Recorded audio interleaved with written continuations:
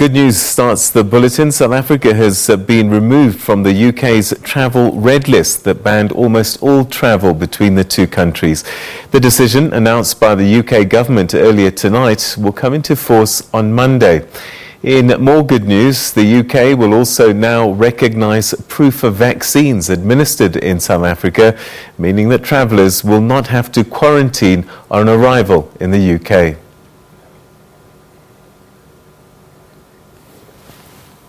Well, for more on this announcement and what it means for tourism for both South Africa and the United Kingdom, we're now joined via Zoom by the CEO of the Tourism Business Council of South Africa, Tshifhiwa Tshivhengwa. Thank you so much indeed for joining us, and you must be delighted.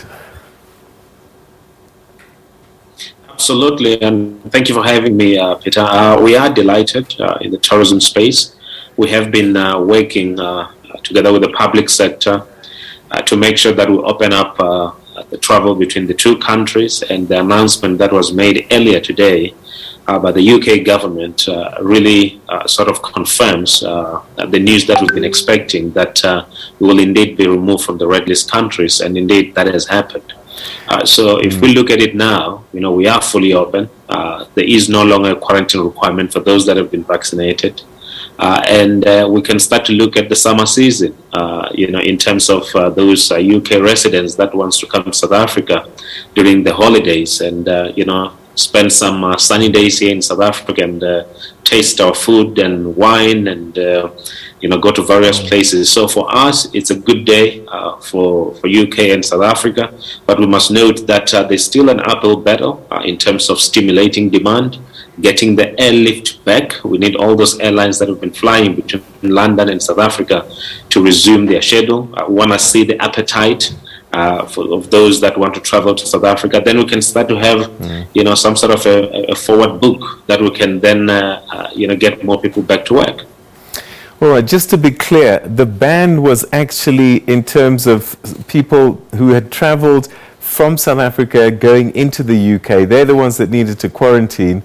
And so a British tourist would have had to, if they've left England, come to South Africa, and then on the return they would have had to quarantine. And that's what was putting them off coming here, I guess. Yes, absolutely. The quarantine requirement for those that have been in South Africa going back to the UK was the biggest problem, because anyone who would have been flying, either you're a British citizen or you're a South African citizen traveling into the UK, you would have needed to do the quarantine at a cost of £2,000 for the days that as per their regulations. So that has been a problem, because once you put that in there, you're effectively saying that don't even think of going to that destination, and hence the whole issue around the red listing.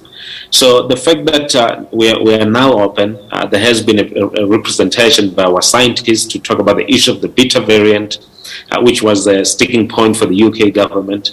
It simply means that now we no longer have the quarantine requirements.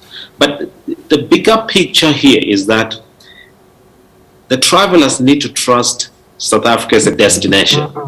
And the travelers needs to, the British travelers needs to be able to say, you can go to South Africa and you should be able, to encounter, the tourism industry that's vaccinated and many people that are, doing what they're supposed to do on the ground. In terms of inward traffic, what are the requirements that South Africa has for tourists wanting to come here?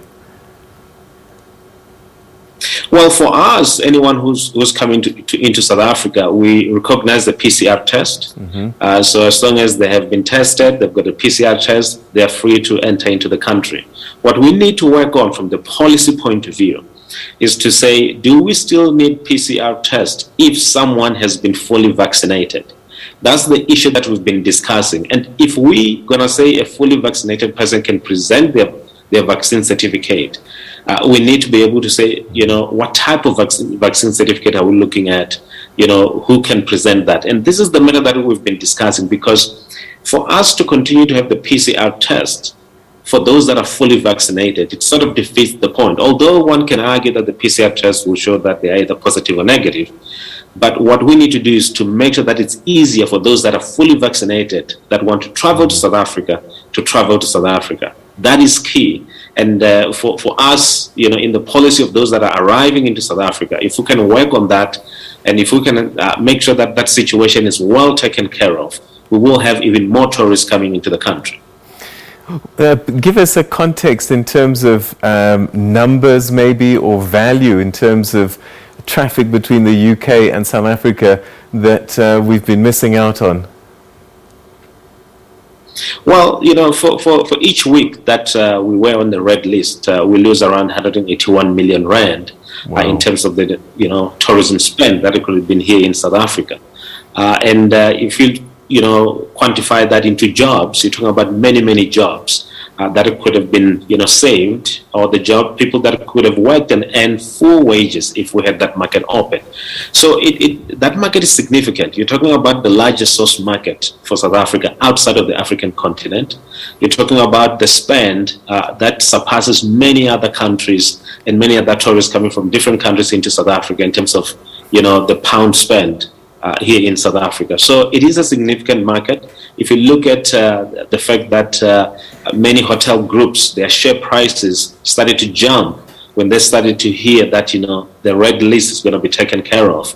It signifies that that's an important market, and it contributes greatly to the tourism economy here in South Africa. And also another thing is that many other countries do follow what the UK is doing. So you may find other countries that may not be the largest source market, but they're significant in terms of tourism numbers, to start reopening for South Africa, because the UK has done what it has done. So it's important that we get the UK market going, but it's also important that we get other countries that follow the UK to start opening up.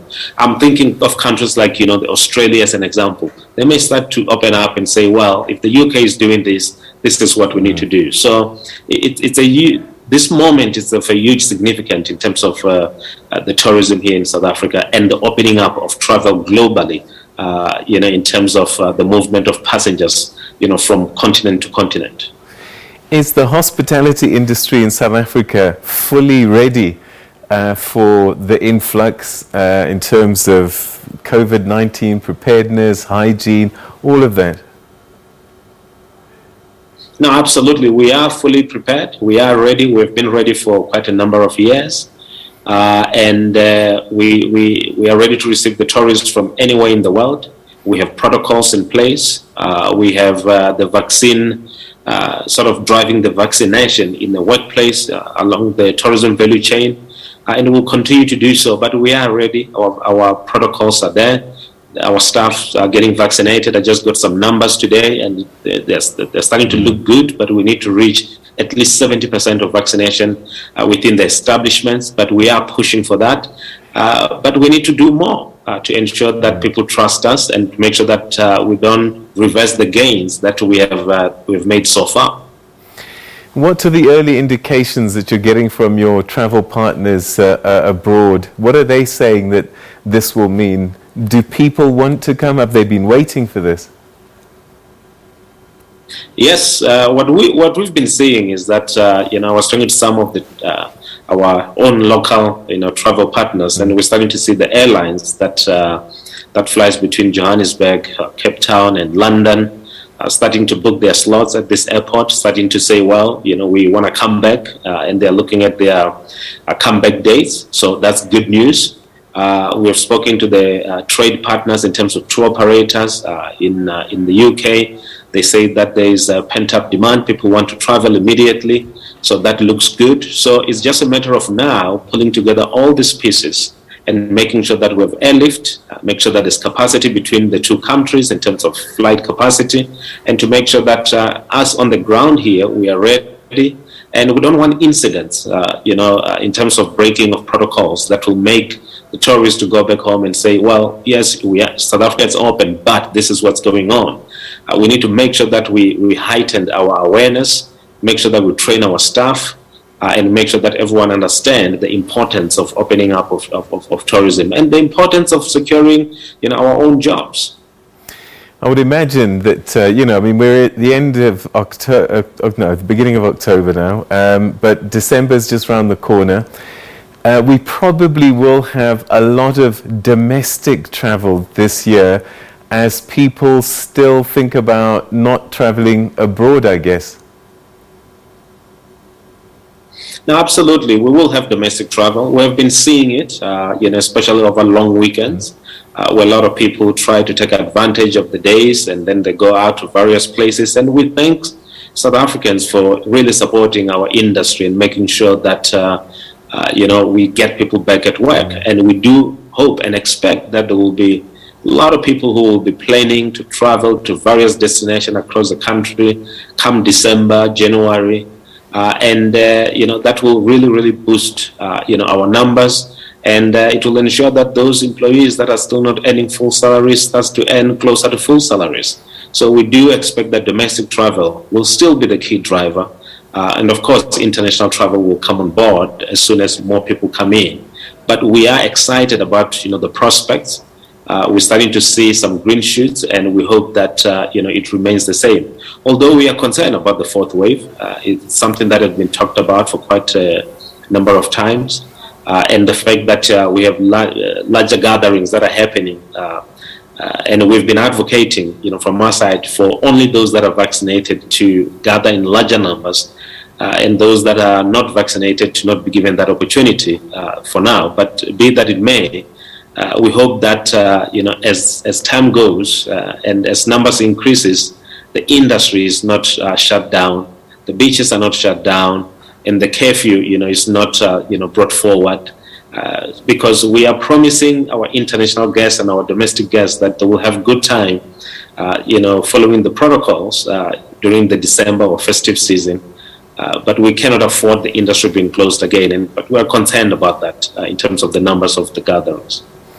Tshifhiwa Tshivhengwa, thank you so much indeed. Great news to be talking about today. Thank you so much indeed for giving us some insight on what it all means. Thank you. Thank you.